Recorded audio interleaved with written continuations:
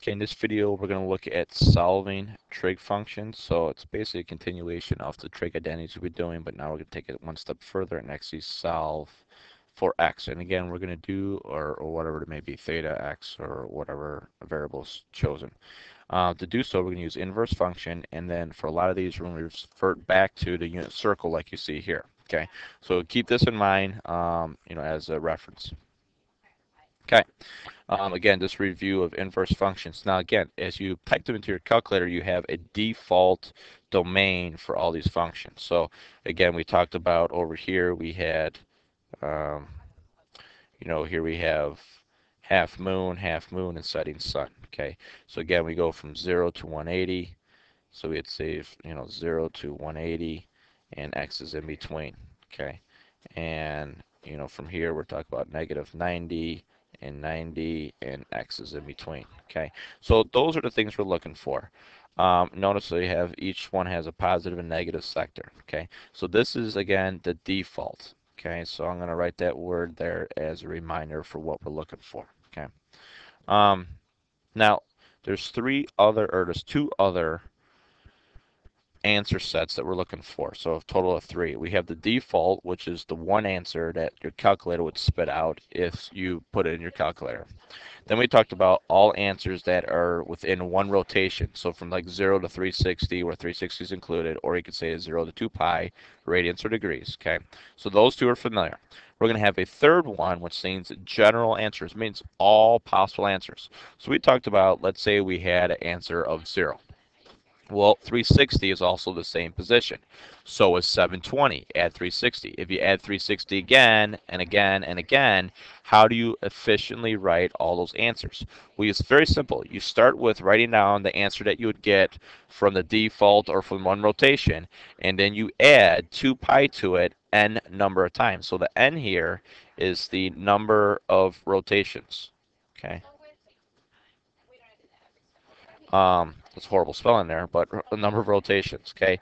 If we're talking about, that works for sine and cosine. Now tan, we could simplify it and do it every pi because like the first and third quadrants are the same, and so is the second and fourth.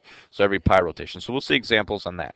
So for all these problems, I'm going to ask you to give me 3 different answer sets, okay, to the same problem. So let's take a look at 2 examples. And as the first example, we have the problem sine x plus the square root of 2 is equal to negative sine x. We need to solve for x. Okay, so we need to get that by itself. So the first thing I'm going to do is get all the x's on the same side. So I'm going to move the sine x to the other side over here.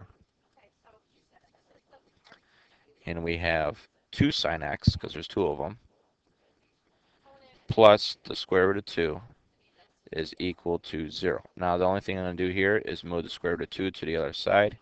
And I'm just showing all my work here. Equals negative, oh, the negative should be on the outside there. Sorry about that. So let's erase that real quick. I don't want to have it wrong in my notes there. So I'm just going to rewrite that part there. So we have the negative square root of 2, negative square root of 2. And then the last step is you divide by 2. Okay, so I'm going to write my last step over here. So we have sine of x is equal to negative square root of 2 over 2. So again, how do we solve for that? We're going to take the inverse. So I'm going to do sine inverse of negative square root of 2 over 2. And then is equal to x. Okay, so now we get x by itself. Now notice we have 3 different answer sets down here. So let's look at the answer. If we plug this into the calculator, where between negative 90 and 90 does x exist? Okay, well it's negative square root of 2 over 2, so that's going to be at negative 45 degrees. Okay, because that's the one answer that the calculator would spit out. Now again, there's 2 places that this exists on a unit circle. We have negative 45 degrees and fourth quadrant, but we also have a negative sign in the third quadrant, okay?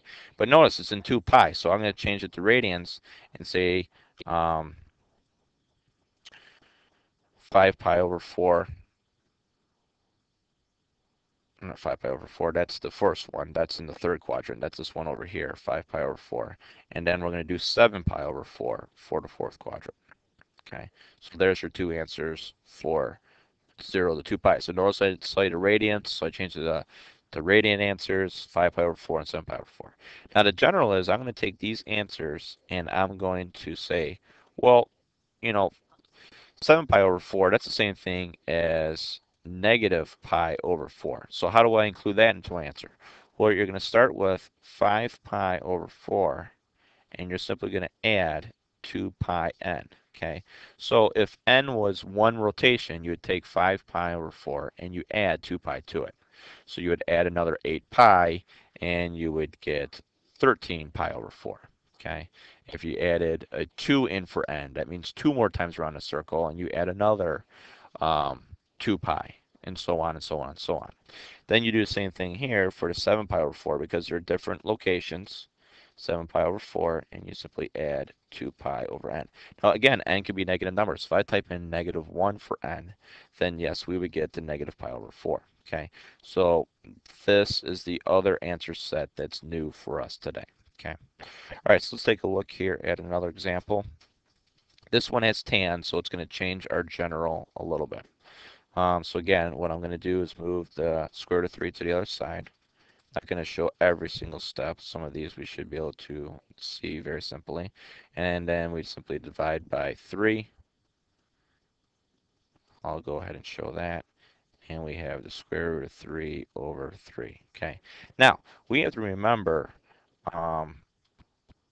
that I'm going to go ahead and take the inverse first. Let's show that first. Tan inverse of the square root of 3 over 3. And that's going to equal x. Okay. Now we have to understand that the square root of 3 over 3 is the same thing as 1 over the square root of 3, just rationalize. And I get that from experience, and I basically unrationalize that fraction.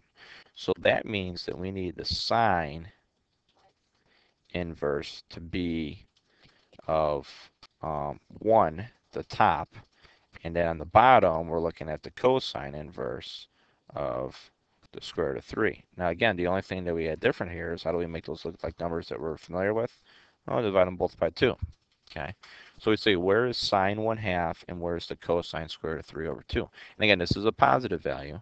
Okay, so we're going to be in both the first and third quadrants. Okay, so quadrants 1 and 3.